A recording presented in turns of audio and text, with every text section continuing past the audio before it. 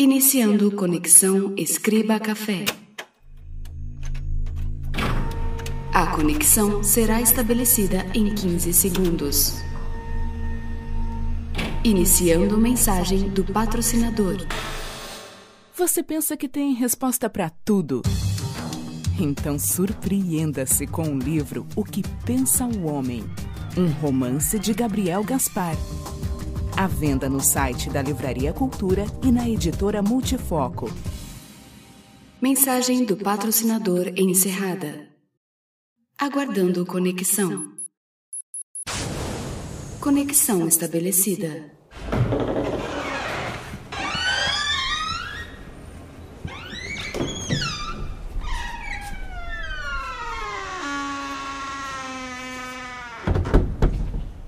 Bem-vindos ao Castelo de Louventure.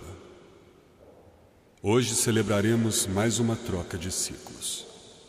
Normalmente as trocas de ciclos são celebradas saindo do padrão de pesquisa do Escriba Café e contando não só com textos meus, como de ouvintes e outros autores. Mas hoje faremos diferente. Vamos jogar com a história.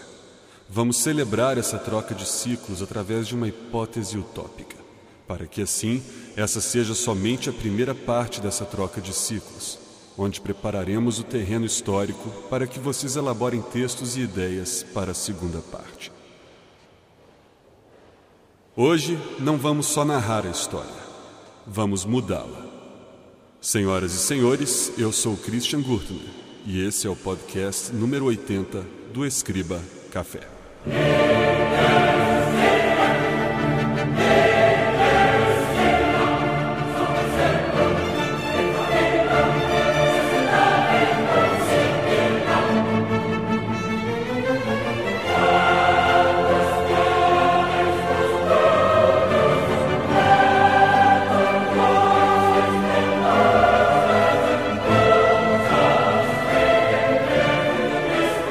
Annuncio vobis gaudium magnum, habemus papam.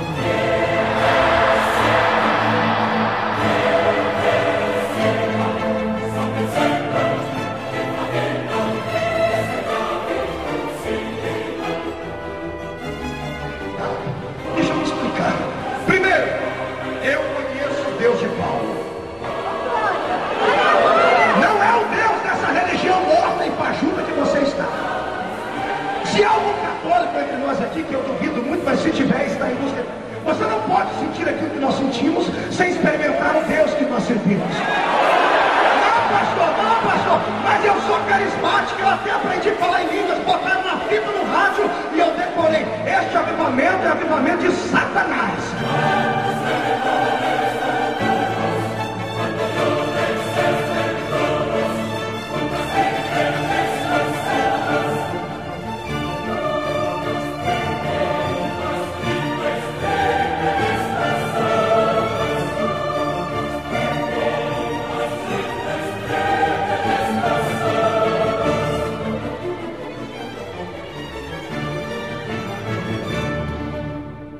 Máquina do Tempo Louventure.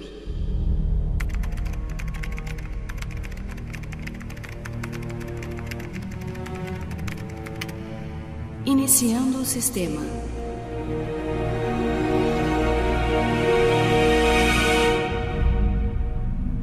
Há um pequeno trecho na obra O que Pensa o Homem, de Gabriel Gaspar, que diz: Eu sou aquela ideia que mais luta para sobreviver.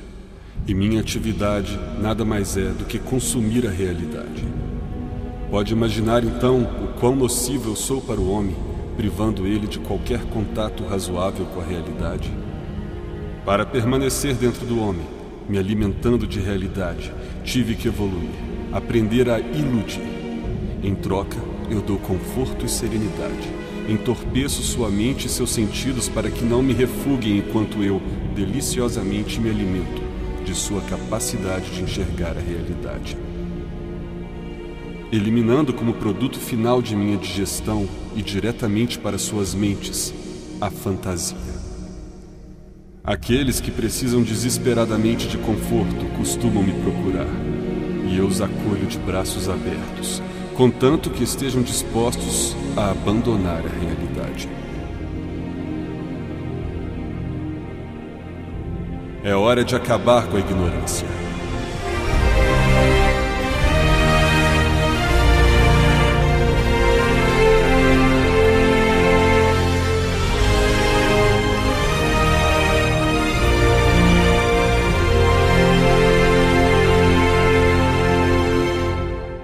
A ignorância é um veneno que destrói a humanidade. A ignorância causa mortes, destruição, sofrimento e, o pior de tudo, gera mais ignorância ainda. É um vírus que assola a humanidade desde o seu surgimento. A ignorância faz os homens buscarem respostas mágicas, acreditarem em fantasias absurdas, cria o fanatismo que mata e destrói. E cria também uma enorme fazenda de massas facilmente controláveis e exploráveis. Pode ser uma mina de ouro para alguns, mas para a humanidade como um todo é só isso, um vírus que nos levará à destruição.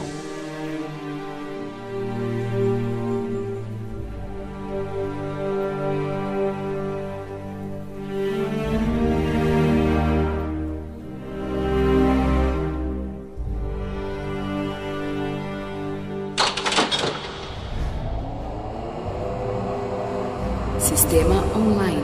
Iniciar procedimento de viagem no tempo. Informar data de destino. Ano 415. Data de destino aceita. Sequência do tempo iniciada.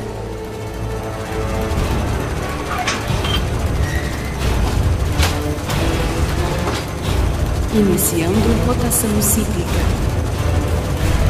Sequência para a velocidade da luz iniciada.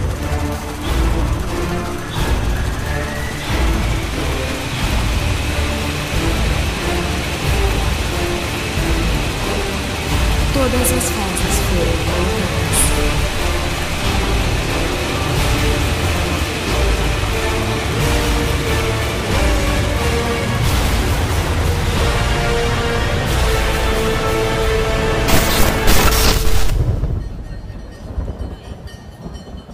Alexandria, ano gregoriano de 415. Era uma época turbulenta. O mundo estava prestes a ver Roma ruir, gerando a queda do Império Ocidental. No Egito romano encontrava-se Alexandria, cidade fundada por Alexandre o Grande, e que há muito guardava quase todo o conhecimento antigo nas prateleiras de sua notável biblioteca. Porém, a história da Biblioteca de Alexandria começa há mais de meio milênio.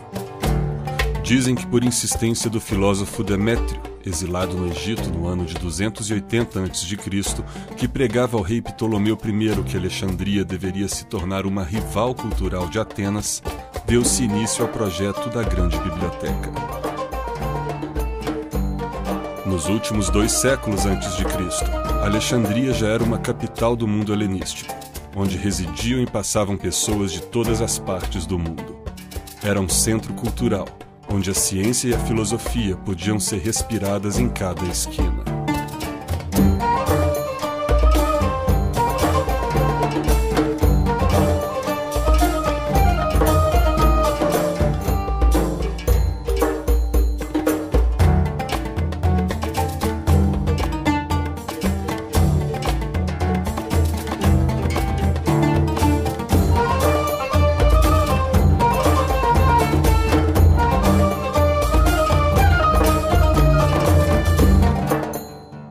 Em 46 a.C., Júlio César toma Alexandria para acabar com as disputas entre Cleópatra e seu irmão Ptolomeu. Numa das batalhas navais, um carregamento de livros é acidentalmente incendiado e provavelmente vários volumes são perdidos, mas nada que pudesse comprometer o acervo mais importante da biblioteca. Para compensar a perda após a morte de Júlio César, Marco Antônio, em 41 a.C., doa mais de 200.000 volumes para a Biblioteca de Alexandria. Após o domínio de Roma, Alexandria prosperou ainda mais. Era a capital da ciência e da filosofia, visitada por grandes filósofos como Arquimedes e berço da moderna astronomia científica.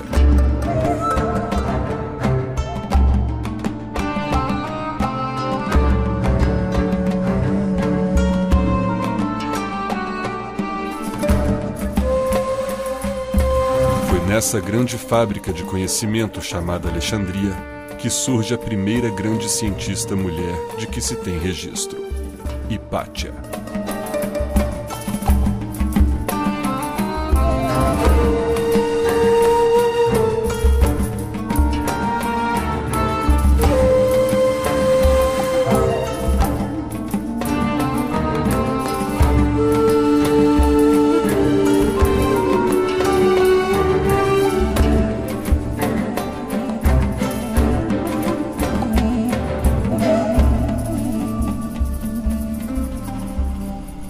No século V, o historiador Sócrates, o escolástico, escreveu: havia em Alexandria uma mulher chamada Hipátia, filha do filósofo Theon, que fez tantas realizações em literatura e ciência que ultrapassou todos os filósofos da época.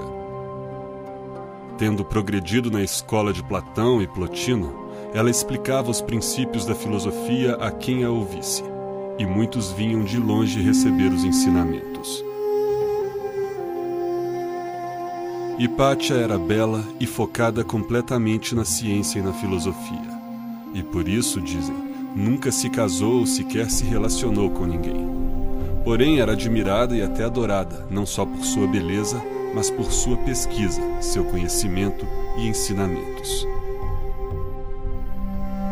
Principal representante do neoplatonismo, Hipátia estudava o homem e o universo, chegando a abordar novamente o tema do heliocentrismo, fazendo grandes avanços em suas pesquisas e estudos.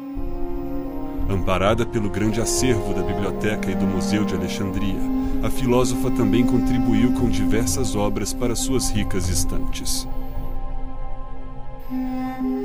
Contudo, aqueles eram anos conturbados no Império Romano. Em Alexandria viviam lado a lado os judeus, os seguidores da antiga religião, os ateus e também os adeptos da nova seita que crescia cada vez mais e, na mesma proporção, se mostrava cada vez mais intolerante: o cristianismo. A biblioteca anexada ao templo de Serapis era amaldiçoada pelos cristãos, que consideravam ali o antro de toda a maldade pagã. A tensão religiosa aumentava cada vez mais em Alexandria.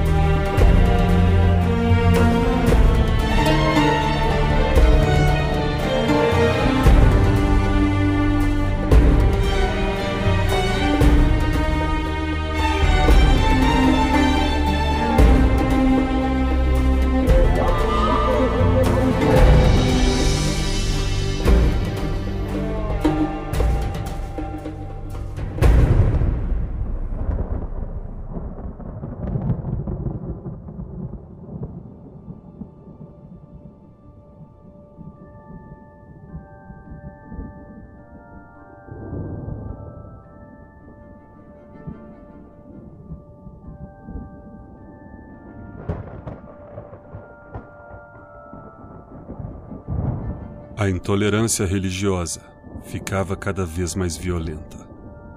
Os cristãos pregavam que tudo que não fosse de acordo com a Bíblia era demoníaco. Troca de ofensas e perseguições eram constantes, e não raro terminava em brigas e mortes. Estava tudo pronto para uma das maiores tragédias da humanidade.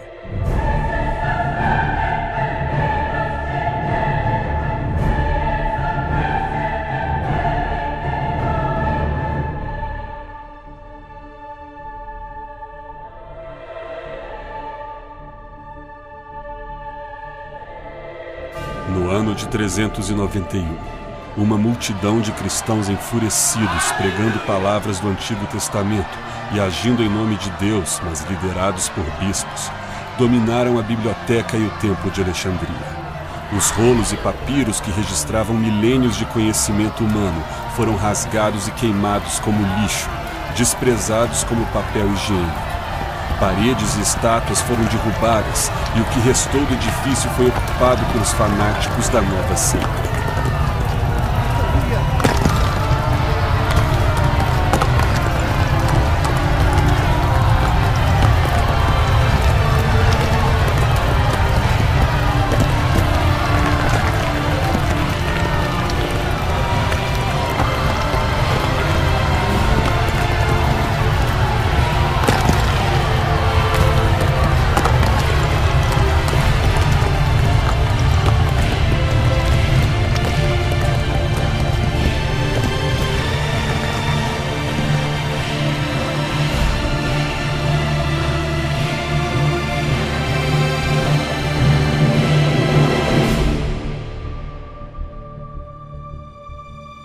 De forma incrivelmente ignorante, o futuro científico e filosófico da humanidade fora arrasado, atrasando em séculos os avanços conquistados.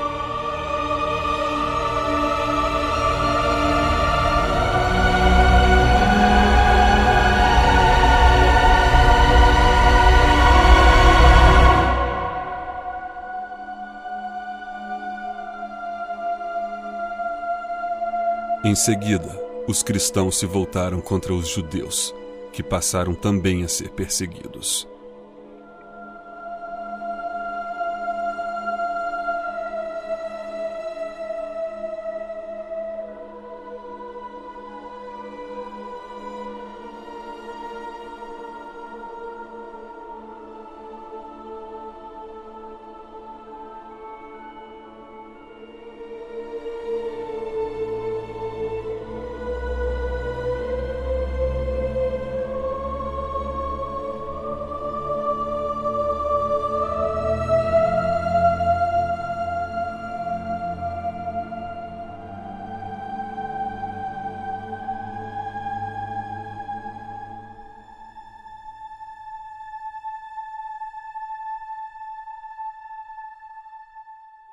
Hipátia continuou seus estudos, fazendo descobertas e grandes avanços, principalmente em astronomia.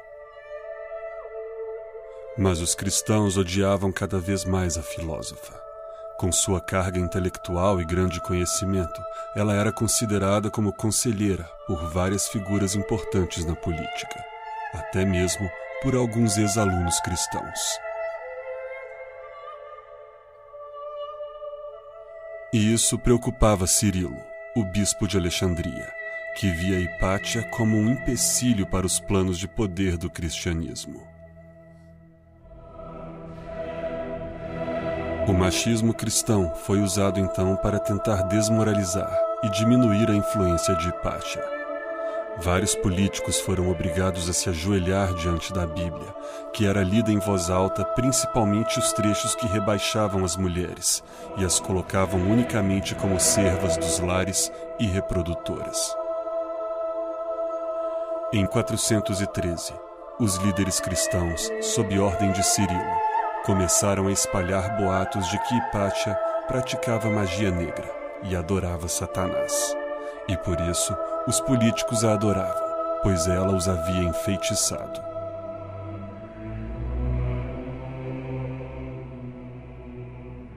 O golpe final de Cirilo se deu no ano de 415.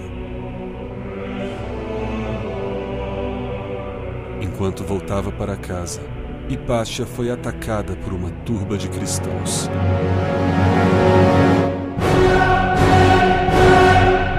levaram para um de seus templos, tiraram-lhe a roupa e, usando cascas de ostras, arrancaram-lhe a pele e a carne, destroçando-a ainda viva. Seus braços e pernas foram arrancados e espalhados pela cidade, e o restante de seu corpo queimado em uma pira.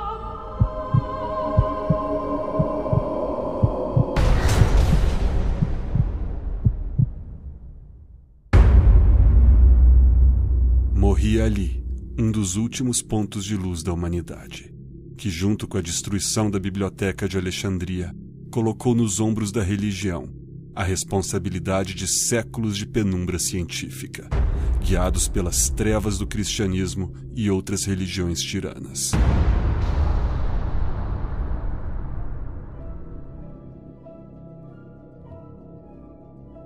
Após a morte de Hipátia, qualquer manifestação religiosa que não fosse cristã foi proibida em Alexandria. O mesmo se espalhou por todo o império, concretizando o domínio da igreja. Quase nenhuma obra de Hipátia sobreviveu. Perdemos naqueles anos obras importantíssimas de grandes filósofos. Grande parte do conhecimento humano tinha sido destruído.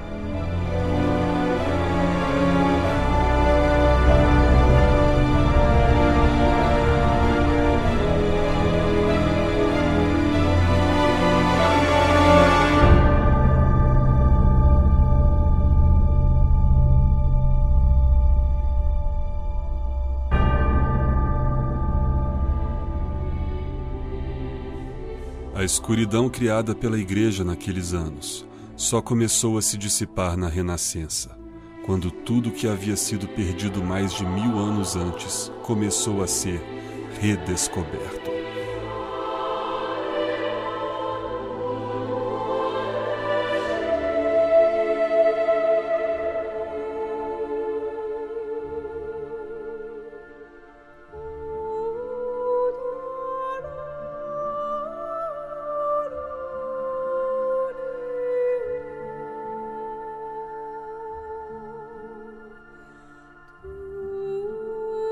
Poderia ter sido diferente.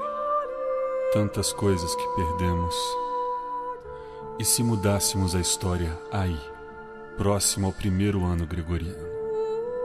Eliminaremos da história o cristianismo e toda forma de religião que nos privasse da razão. Pode ser uma visão até ingênua, mas faremos isso para refletirmos sobre determinados conceitos.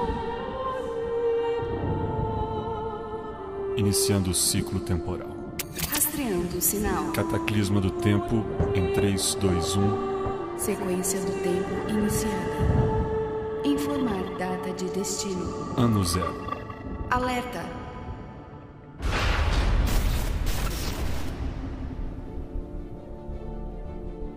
Daremos prosperidade e educação à maioria das pessoas, fazendo com que assim elas não busquem consolo, explicações e esperança em palavras mágicas e seres sobrenaturais que justifiquem seus infortúnios.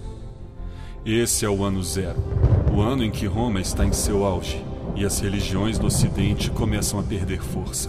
Mas não há fome, não há miséria, e assim Jesus Cristo, um dos vários profetas de rua, não será repercutido. A filosofia leva o conhecimento a toda a população. A humanidade evolui e percebe cada vez mais que os demônios do passado podem ser facilmente desmistificados com a pesquisa e a razão. E enquanto vão perdendo a fé em seres místicos, os humanos percebem que precisam curar pragas e evitar catástrofes de forma racional. A biblioteca de Alexandria fica cada vez mais rica. O conhecimento acumulado em suas estantes é usado por vários outros filósofos e cientistas para seus estudos. Novas descobertas são feitas. Hipátia finalmente comprova o heliocentrismo, e a forma como o homem vê o universo muda completamente. As obras da filósofa se preservam após sua morte, de causas naturais, depois de uma vida vasta de contribuições para a ciência, assim como inúmeros estudiosos que vieram depois dela e puderam pensar livremente, sem limitações ou castigos. Sem deuses para abençoar ou castigar as plantações, o homem rapidamente começa a prever e, de certa forma, controlar a natureza. Novas invenções surgem a cada dia, deixando as nações racionais prósperas e evoluídas. Outras nações que ainda mantêm a religião recebem as boas novas das prósperas terras onde se cultua a razão e acabam perdendo a fé também. Não há mais profetas ou fanáticos religiosos nas praças públicas, e sim pensadores e sábios explicando o poder que o homem tem. Não há mais santidade da vida, há a santidade das relações e das ações. O homem percebe que ele é ilimitado e que é capaz das mais incríveis realizações. Começa a surgir um culto ao homem. Maravilhosas músicas com corais e orquestras são compostos para louvar o ser humano e a natureza. E rituais são criados unicamente para adorar a humanidade e todo o seu potencial. Não Não há mais proibições ou limitações para as mulheres, que abre mais ainda os horizontes do conhecimento, surgindo diversas cientistas e dirigentes com fabulosas contribuições para o planeta. Guerras são cada vez mais raras. Ao perceberem a força que a união de todos os homens gera para a vida de cada um no planeta, divisas começam a sumir. Por volta do século XIII já temos uma metalurgia avançada. Vários protótipos de motores estão em funcionamento e pequenos planadores mostram que em breve o homem dominará os céus. No século XV, o homem já está ciente do impacto de seu progresso na natureza e foca no avanço das pesquisas com energia limpa e autossustentável, sabendo que assim terá combustível eterno e barato. Na sociedade não há motivos financeiros para o crime, pois sem a escravidão e os abismos sociais, e havendo oportunidades iguais para todos, a prosperidade bate na porta de todos, e todos desejam que o próximo prospere, pois sabem que isso influi diretamente na sua própria fortuna. Não existem prisões e sim universidades de reabilitação para as quais são enviados os poucos criminosos que recebem mais estudo e são obrigados a trabalhar para literalmente pagar sua dívida com a sociedade. Os que são realmente maus e monstruosos, repetindo crimes e causando sofrimento alheio, não contam mais com a proteção da divindade da vida e são eliminados para o bem da humanidade. Não há riqueza exagerada, mas todos têm tudo o que desejam, o que elimina de vez qualquer chance de roubo ou corrupção. No século XVII, o homem chega à Lua. Sem o grande desperdício de homens e mulheres que haveria nas matanças das guerras e das perseguições religiosas, surgem inúmeras mentes brilhantes a cada ano. A pesquisa com células-tronco já está em estágio avançado. Não há mais guerras. Em 1800, o homem já está em perfeita harmonia com a natureza. Tudo que se pega é devolvido ao meio ambiente. Não há poluição nem destruição. Não há mais fronteiras, e todos os humanos fazem parte de uma só nação. O homem ocupa o planeta com sabedoria e responsabilidade. Não existe mais doença incurável nem deficiência física. Na virada do ano de 2100, o homem pousa no primeiro planeta habitável fora da Via Láctea. E lá encontra a resposta para uma de suas mais importantes perguntas.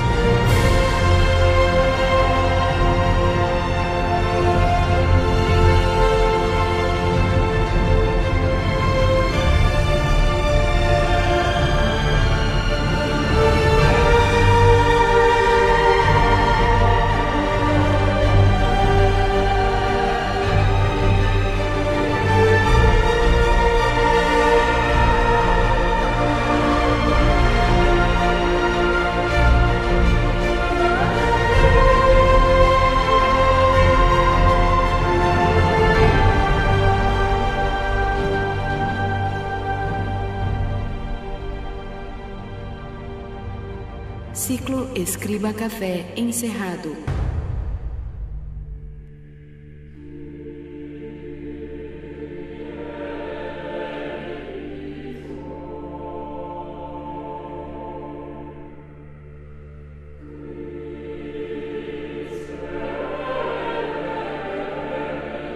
Em 30 de maio do presente ano do calendário gregoriano de 2013, o Escriba Café completa 8 anos.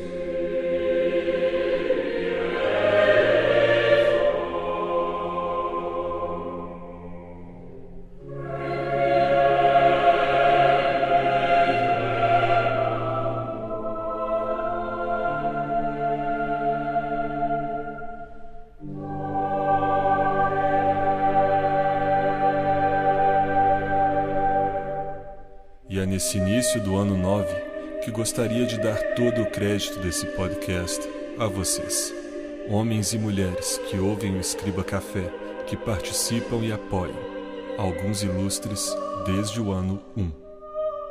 A esses, e não só, o meu muito obrigado, em nome de todo o condado de Löwenthal. Esse podcast contou com o patrocínio de Gabriel Gaspar, com sua obra O que Pensa o Homem, cujo link se encontra no site. Além disso, contou também com a contribuição de Wanderson Zonato, do site geektalk.com.br, e Fabrício Prates. Vocês encontram os links citados na ficha técnica desse episódio no site do Escriba Café, onde também conferem a trilha sonora e outras informações. Um agradecimento especial também para os produtores do Imagens Históricas, que considero um oásis de cultura no meio de tanta futilidade no Facebook. Recomendo que curtam e sigam o Imagens Históricas no Facebook, e recomendo muito. Senhoras e senhores, estão todos convidados a montar sua própria versão da história sem a religião. Criem um artigo com o tema O Mundo Sem Religião e recriem a história de Roma até os dias de hoje, sem a religião. É claro que serão aceitos trabalhos contra e a favor da influência religiosa no mundo. Os textos selecionados farão parte do próximo e-book gratuito do Escriba Café, desde que sejam criados com fundamento, pesquisa e boa argumentação. Acompanhe o site que nos próximos dias serão postadas mais informações sobre esse concurso. Não posso prometer, mas estou em busca de patrocinadores para premiar o melhor dos textos, com um prêmio tentador. Se alguém tem interesse em patrocinar esse concurso, entre em contato. Deixem seus comentários sobre esse episódio em escribacafé.com. A todos que me ouvem, o meu muito obrigado. Um grande abraço e fiquem em paz.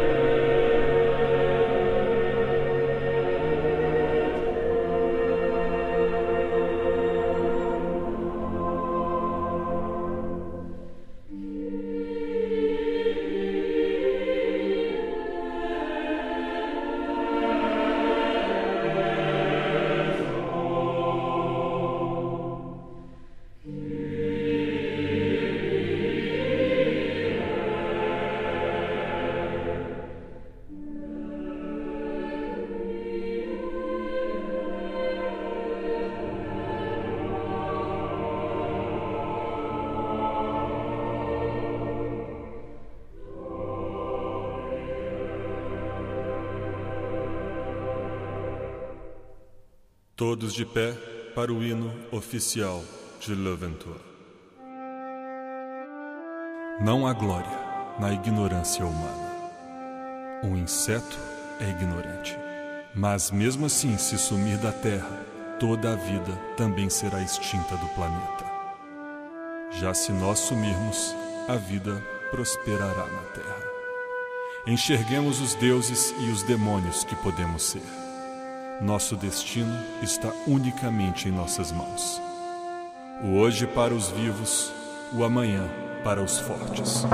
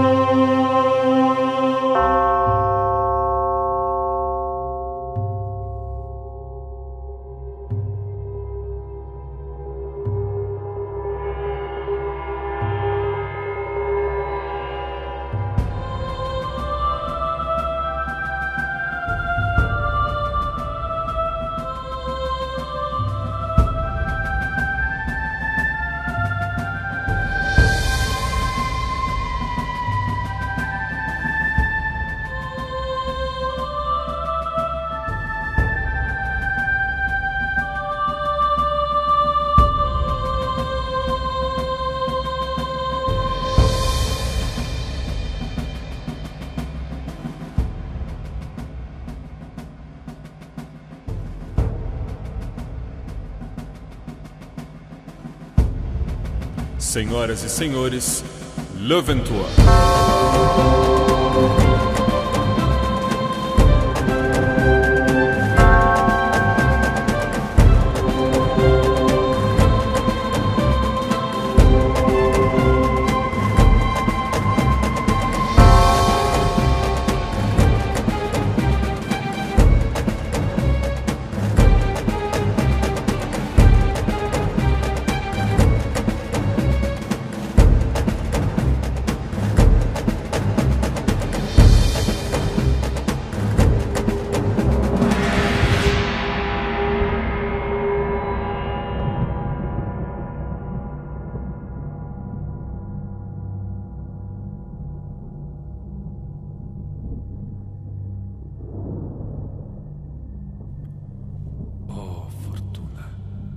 Vellet luna, stato variabilis, semper crescis, aut decrescis, vita detestabilis, nunc obturat, et tunc curat, ludo mentis asiem, egestatem, potestatem, dissolvit ut glacie.